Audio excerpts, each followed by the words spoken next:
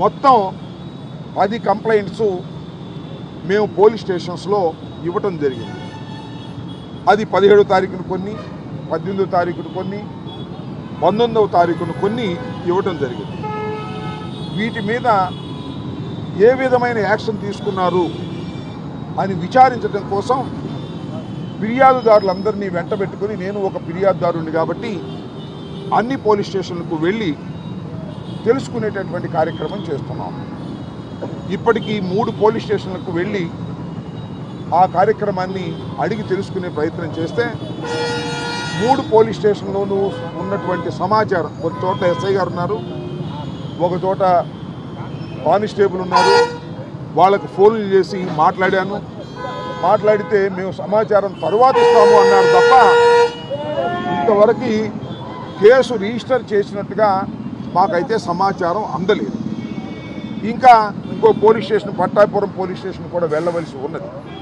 ఇదంతా ఏమిటంటే దేనికోసం మేము ప్రయత్నం చేస్తున్నామంటే, ఇది సోషల్ మీడియాలో వైఎస్ఆర్ కాంగ్రెస్ పార్టీకి సంబంధించినటువంటి సోషల్ మీడియా యాక్టివిస్టుల్ని సుమారుగా 10 రోజుల నుంచి సుమారు 100కు పైచిలుగా కేసులు పెట్టి మా సోషల్ మీడియా కార్యకర్తల్ని, అభిమానుల్ని కూడా తీసుకువెళ్ళి కోర్టుల్లో ప్రొడ్యూస్ చేసి చాలా ఇబ్బంది పెడుతున్నటువంటి ఈ తరుణంలో, అయ్యా మా సోషల్ మీడియా వర్కర్స్ రాంగ్ పోస్టులు పెట్టారని మీరు అరెస్ట్ చేస్తున్నారు, మరి అవతల తెలుగుదేశం పార్టీకి సంబంధించినటువంటి సోషల్ మీడియా యాక్టివిస్టులు కూడా చాలా దారుణంగా జగన్మోహన్ రెడ్డి గారిని, భారతమ్మ గారిని, అదేవిధంగా మా మాజీ మంత్రివర్యులు రజనీ గారిని, నా మీద, నా కుటుంబం మీద, మా నాయకుల మీద సోషల్ మీడియాలో పెట్టారు.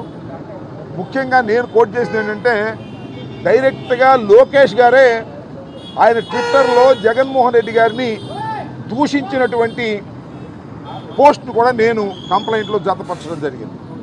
దానితో పాటు ప్రస్తుతం ఉన్నటువంటి స్పీకర్గా ఉన్నటువంటి అయ్యన్న పాత్రుడు గారు ట్వీట్ చేసినటువంటి దాన్ని కూడా నేను కోట్ చేసి ఇవ్వటం జరిగింది. ఇస్తే ఇంతవరకు మరి యాక్షన్ తీసుకున్నటువంటి చర్యలు కనిపించడం లేదు. యాక్షన్ తీసుకుంటారా లేదా తర్వాత విషయం. కనీసం ఒక కంప్లైంట్ ఇచ్చిన తర్వాత దాన్ని రిజిస్టర్ చేసి, దానికి ఎఫ్ఐఆర్ ఫస్ట్ ఇన్ఫర్మేషన్ రిపోర్టర్గా దాన్ని రిజిస్టర్ చేసి క్రైమ్ నెంబర్ ఇచ్చి, ఆ క్రైమ్ నెంబర్ తర్వాత విచారణ చేసి దానిలో వాస్తవం ఉందా లేదా తెలుసుకునేటటువంటి ప్రయత్నం చేయాలి.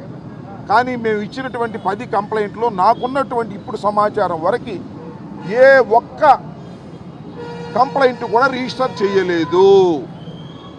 వైఎస్ఆర్ కాంగ్రెస్ పార్టీ మీద అయితే సుమారుగా 300 దాకా కేసులు రిజిస్టర్ చేశారు.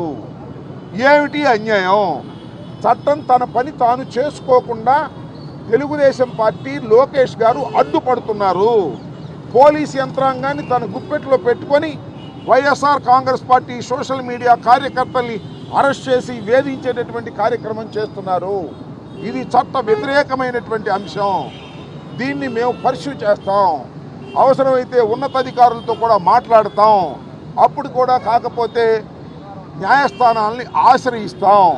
ఇవాళ నేను ఇంకా పోలీస్ స్టేషన్ ఉంది, ఆ పోలీస్ స్టేషన్ కూడా వెళ్ళి నేను ఇచ్చినటువంటి కంప్లైంట్స్ ఏ మేరకు వారు చర్య తీసుకున్నారో తెలుసుకునేటటువంటి ప్రయత్నం చేస్తాం. ఇప్పుడున్న వాతావరణ ప్రకారం 3 స్టేషన్లో మేము తెలుసుకున్న సమాచారం ప్రకారం ఏ కేసుని కూడా ఫస్ట్ ఇన్ఫర్మేషన్ రిపోర్ట్గా తీసుకొని కేసు రిజిస్టర్ చేయలేదు. ఇది చట్ట వ్యతిరేకమైనటువంటి పని పోలీసు వారు చేస్తున్నారు. నేను ఒకటే మనవి చేస్తున్నా, ఒకటే సూటిగా ప్రశ్నిస్తున్నా ఈ ప్రభుత్వాన్ని, పోలీసు యంత్రాంగాన్ని అడుగుతా ఉన్నా, డీజీపీ గారిని అడుగుతా ఉన్నా, అయ్యా మీరు YSR Congress party social media యాక్టివిస్టులందరినీ కూడా అరెస్ట్ చేస్తున్నారు, రాంగ్ పోస్టులు పెడుతున్నారని. మరి మేము ఇచ్చిన కంప్లైంట్ల మీద మీరు అరెస్ట్ చేయకపోతే చేయకపోయారు, కనీసం కేసులు కూడా రిజిస్టర్ చేయటం లేదు. ఏమిటి అన్యాయం? ఒకటే మనవి చేస్తున్నా, ఇవాళ మీరు ప్రారంభించిన సోషల్ మీడియా యాక్టివిస్టుల అరెస్టు కేవలం వైఎస్ఆర్ కాంగ్రెస్ పార్టీ మాత్రమే అరెస్ట్ చేస్తాము, తెలుగుదేశం వారు పెడితే అరెస్ట్ చేయము అనేటువంటి పద్ధతుల్లో మీరు వ్యవహరించడం అనేది చట్ట వ్యతిరేకమైనటువంటి చర్య. కాబట్టి దీని ఇలా మూగవడానికి వీల్లేదు. ఇరుపక్షాలు ఎవరైతే మీరు సోషల్ మీడియా యాక్టివిస్టులు ఎవరైతే రాంగ్ పోస్టులు పెట్టారని మీకు రిపోర్ట్లు వచ్చినాయో పార్టీలకు అతీతంగా వాటిని రిజిస్టర్ చేసి యాక్షన్ తీసుకోవాలి. తీసుకోకపోతే మేము ఉన్నతమైనటువంటి సంస్థలకి అంటే పైకి న్యాయస్థానాలకు వెళ్తామనే విషయాన్ని మళ్ళా పునరుద్ఘాటిస్తున్నాం. ఇంకా ఉన్నత పోలీస్ ఆఫీసర్లను కూడా రేపు ఎల్లుండిలో అపాయింట్మెంట్ తీసుకొని గుంటూరులో ఇచ్చినటువంటి 10 కంప్లైంట్స్ మీద మీరు చట్టపరమైనటువంటి చర్యలు తీసుకోలేదు, తీసుకునే విధంగా స్టేషన్ హౌస్ ఆఫీసర్ని మీరు ఆదేశించండి అనేటువంటి కార్యక్రమం కూడా చేయబోతున్నామని ఈ సందర్భంగా తెలియపరుస్తున్నాను.